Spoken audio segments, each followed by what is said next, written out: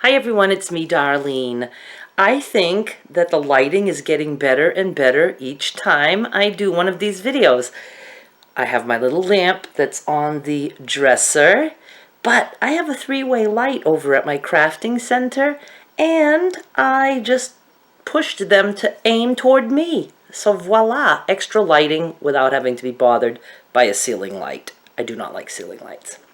I am going to go to the next trait on the narcissistic list of traits. Just go over that quickly and see if I can come up with some examples and let you guys share in the comments your experiences so it can help everybody out. And I did say that I would talk about other things other than narcissism, and I will, but I think I want to get through doing the 9 traits, talk about each one of them a little bit, and then I can go on to other things, and then by that point you guys will have a very good understanding of what a narcissist is, and you'll probably have learned a lot about me and my mother's relationship just by me giving examples. So then at that point we can, talk about other things. You guys want to hear more about my drinking days or some eating disorders? I haven't talked about those yet. I'm full of all kinds of good topics. Has a sense of entitlement, which is unreasonable expectations of especially favorable treatment or automatic compliance with his or her expectations. Why do they make it so difficult? It's just saying that they're spoiled brats. They want their way. Narcissistic entitlement is not the same as self-worth. For example, the belief that one is worthy of accomplishments earned through hard work.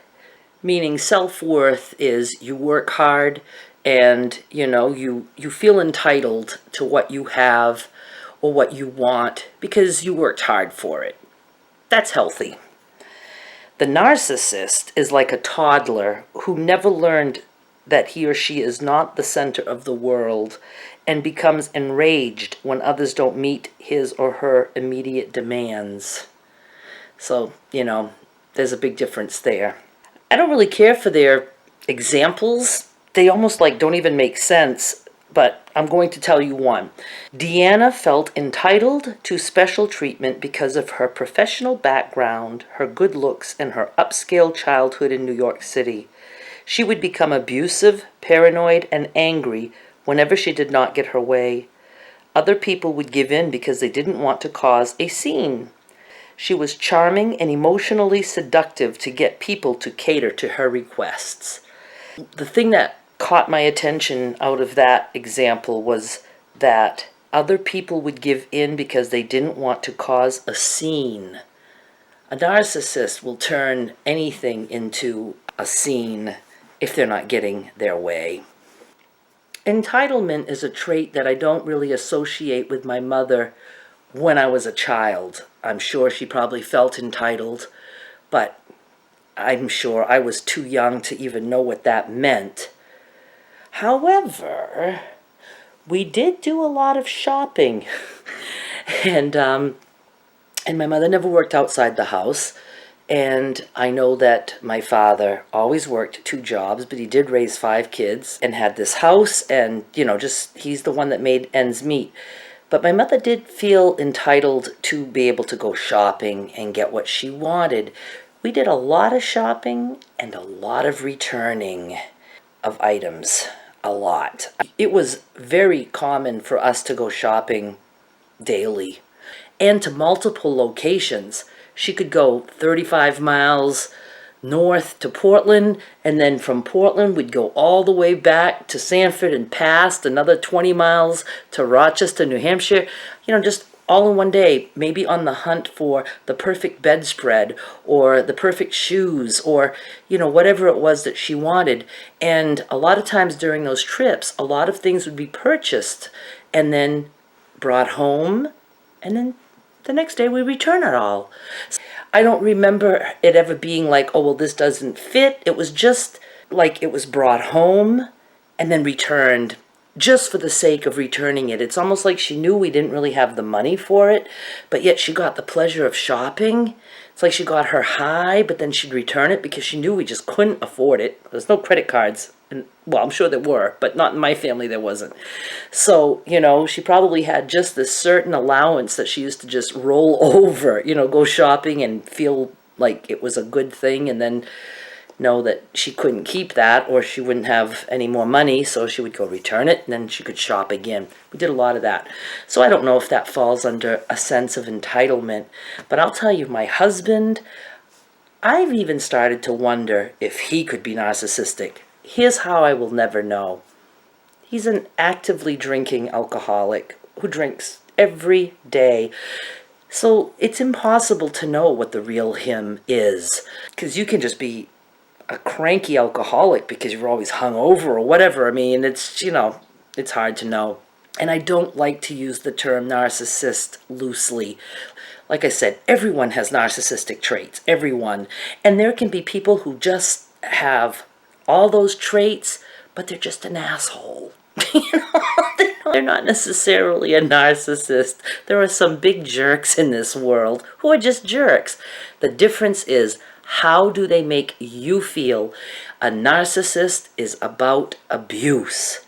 A narcissist isn't just about, I'm a big shot and I think all about myself. A narcissist, it's about abusing others. They put that upon the other person that they want to abuse. You get my point. I'm just trying to say that it's not just about how the person acts. It's about what they do with that. But my husband, I have never seen anybody that I call spoiled. I mean, it's like a spoiled little brat. He has to have his way, and he seems to have no concern whatsoever about anybody else's way, including mine. Now, the lucky thing for him is, I don't give a shit. You want to go there, we'll go there. You want to do that, we'll do that. You want to eat this, we'll eat this. I just didn't care. I didn't care. So it's not like I felt like I was being abused in any way, because I just didn't care. I was glad he could make the decisions. I'll go along with whatever you want, dear. And I wholeheartedly mean that. But, it's like if other people would say no, I mean, he would get mad, and have a hissy fit, like a child. It's just, I don't know. It's weird. But my mother now, one thing that she can do now is, let's say, for example, she has a doctor appointment. I use doctor appointments because that's practically the only thing she's got going in her life is doctor appointments. But let's say she has an appointment and she'll say, no, we're going to cancel that appointment. And if I were to say, well, I don't think we should cancel this one. You really need... We're canceling that appointment, and I don't want you to say that we have to go because we're not going and you're not going to force me. It's instant rage and anger. And it's like, whatever happened to, really, you think we should go? I really don't want to. Do you think it's possible that we can... No, it's instantly mad, and, she wants her way. So it's always the delivery, how she comes about saying these things.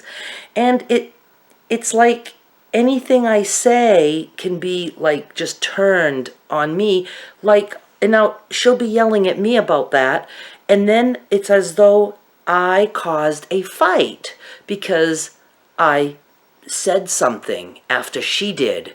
So, that's just the way it is dealing with a narcissist. I'm dealing with somebody who is like a robot. They have no empathy. They have this sense of entitlement. There's just no winning. There is no winning. And I just have to always remember that's the way it's going to be. So yeah, it's like a big baby. A spoiled baby. I mean, there are children who are much better behaved than my mother. All right, so I'm going to just leave it at that for tonight. I'm feeling so much better about all this. I know it's like all of a sudden, even just talking about it, I can be upbeat, and it's like the secrets are the most damaging. Just letting things out. It's like, would I want my mother to know I'm talking to you guys about this? No, my life would be holy hell, but I don't feel guilty because it's my life. It's what I lived. I'm not trying to throw her under the bus. I'm just telling it like it is. If she wants me to tell a different story, she could have raised me a different way. I like that. All right, you guys, I'll talk to you soon. Bye.